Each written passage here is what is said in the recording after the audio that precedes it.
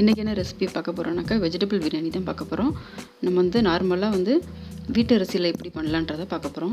பிரியாணி அரிசி இல்லாமல் அதை வந்து பண்ண போகிறோம். கீ இல்லாமல் ஆயில் மட்டும் வச்சு பண்ண போகிறோம். அதை எப்படி பண்ணலான்றதை பார்க்கலாம் வாங்க. வந்து ஒரு சின்ன படியில் நான் வந்து இந்த அளவில் தான் வந்து அரிசி எடுத்திருக்கேன். உங்களுக்கு என்ன அளவில் அரிசி எடுக்கணுமோ அந்த மாதிரி எடுத்துக்கலாம். நீங்கள் எடுத்து ஊற வச்சுருங்க. ஒரு அரை மணி நேரம் ஊற வச்சுருங்க. ஊறினதுக்கப்புறம் குக்கரில் வந்து ஒரு 1/4 கப்பு வந்து ஆயில் விட்டுட்டு பட்டை கிராம்பு சேர்த்துக்கோங்க. அப்புறம் ஆனியன் வந்து 2 ஆனியன் வந்து நீங்கள் வந்து கட் பண்ணி சேர்த்துக்கோங்க. அது நல்லா வந்து ப்ரௌன் கலர் ஆகிற வரைக்கும் நல்லா வதக்கிக்கோங்க.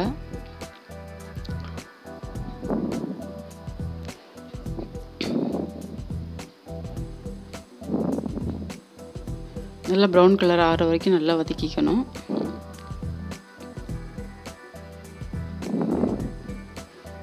நெக்ஸ்ட் வந்து 2 ஸ்பூன் வந்து இஞ்சி பூண்டு பேஸ்ட் ஆட் பண்ணிக்கோங்க.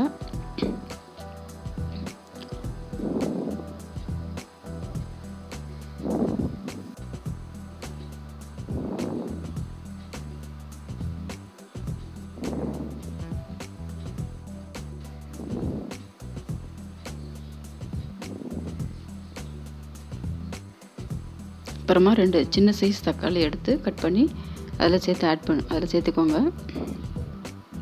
அதையும் நல்லா வந்து வதக்கிடுங்க.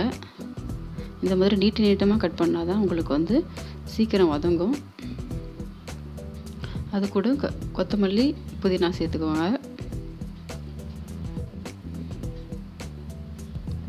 அதையும் நல்லா வந்து வதக்கிடுங்க.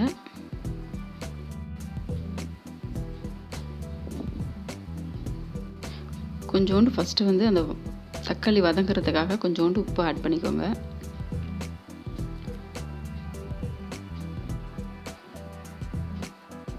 ஃபுல்லாக நல்லா வதங்கினதுக்கப்புறம் நீங்கள் வந்து ரைஸ் ஆட் பண்ணணும், வெஜிடபிள் ஆட் பண்ணணும்.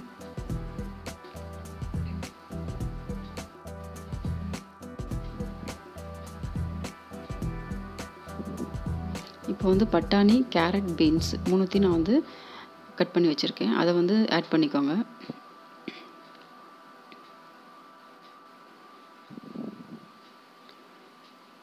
நெக்ஸ்ட் வந்து கரம் மசாலா 1 ஸ்பூன், மிளகாத்தூள் 1 ஸ்பூன், 1/2 ஸ்பூன், பிரியாணி மசாலா வந்து 2 ஸ்பூன்.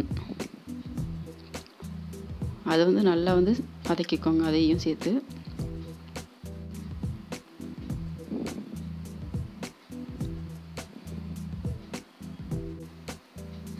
நல்லா அந்த வெஜிடபிளோட மிக்ஸ் ஆகிற மாதிரி நல்லா வந்து வதக்கிடுங்க மசாலா வந்து. நெக்ஸ்ட்டு வந்து ஒரு 1/4 கப்பு வந்து தயிர் ஆட் பண்ணிக்கோங்க. அதையும் நல்லா கலந்து விட்டுருங்க. அப்படியே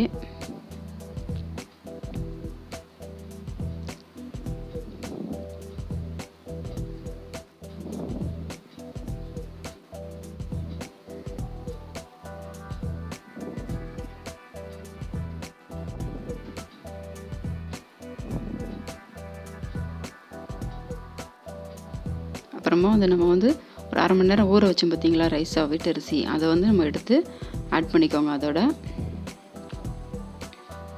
தண்ணியில் நல்லா சுத்தமாக வடிகட்டிட்டு அதை ஆட் பண்ணிக்கோங்க.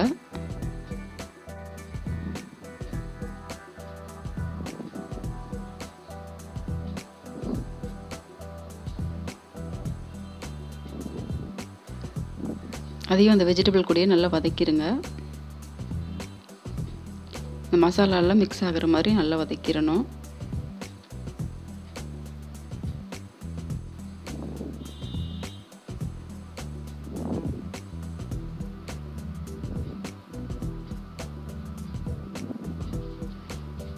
அப்புறமா வந்து நம்ம எந்த டம்ளரால் நம்ம வந்து எடுத்தோமோ அதே டம்ளரால் வந்து நம்ம வந்து தண்ணி ஆட் பண்ணிக்கணும். நான் வந்து சின்ன படியால் எடுத்தேன். அதே அளவால் வந்து 2.5 கப்பு மட்டும் நான் தண்ணி ஆட் பண்ணியிருக்கேன். 2.5 கப்பு மட்டும் தான் தண்ணி ஆட் பண்ணணும். வேறு தண்ணி கொஞ்சம் அதிகமாக ஆட் பண்ணிங்கன்னா சாதம் வந்து குழஞ்சிரும். 2.5 கப்பு மட்டும் ஆட் பண்ணிக்கோங்க. நல்லா கலந்து விட்டுட்டு உப்பு கொஞ்சம் ஆட் பண்ணிக்கோங்க. ஏன்னா ஃபஸ்ட்டு கொஞ்சம் உப்பு போட்டிருக்கோம், அதனால் இப்போ வந்து கொஞ்சமாக உப்பு போட்டு ஆட் பண்ணிக்கோங்க.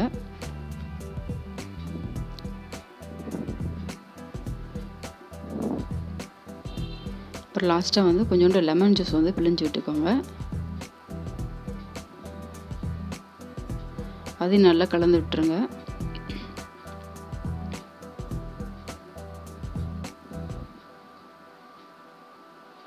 இப்போ வந்து குக்கரை வந்து மூடி வச்சுட்டு விசில் போட்டுட்டு ஒரு விசில் மட்டும் வச்சு எடுத்துருங்க.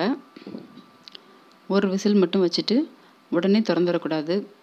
அதுக்கப்புறம் ப்ரெஷர்லாம் வந்து ரிலீஸ் ஆனோடனே அதுக்கப்புறமா தான் நீங்கள் வந்து ஓப்பன் பண்ணணும். ஓப்பன் பண்ணி பார்த்தீங்கன்னாக்கா இது மாதிரி தான் உதிரி உதிரியாக இருக்கும். சாதம் கொஞ்சம் கூட குலையவே குலையாது. இது மாதிரி நீங்கள் வந்து ட்ரை பண்ணி பாருங்கள். ரொம்ப நல்லாயிருக்கும். கொஞ்சம் கூட குலையவே குலையாது. நல்ல உதிரி உதிரியாக வந்து உங்களுக்கு சாதம் வந்து வரும்.